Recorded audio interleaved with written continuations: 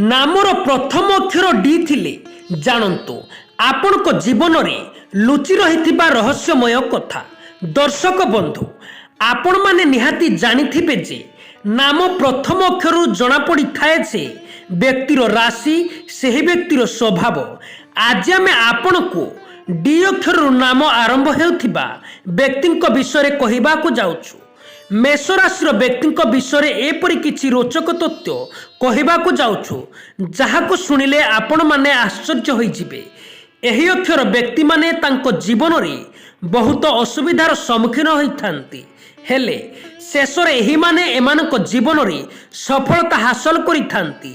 एही अक्षर व्यक्ति माने बहुत कथा कुहा होइथांती, हेले केबे हेले भी निज कथा से माने स्पष्ट भाव में कहि पारंती नाही।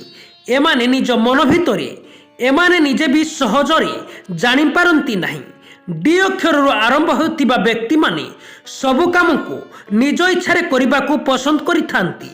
एमाने निज बुद्धि बल रे सबु समस्या को दूर कर देइथांती। एमाने मुंड सह आखि और कान सबु चंचलता सहकारे काम करिथाए। दर्शक बंधु भिडियोटी भल लगिले निहाती गोटे लाइक करंतु एवं चैनल टी को नुआ आसी चैनल टी को सब्सक्राइब करंतु। धन्यवाद।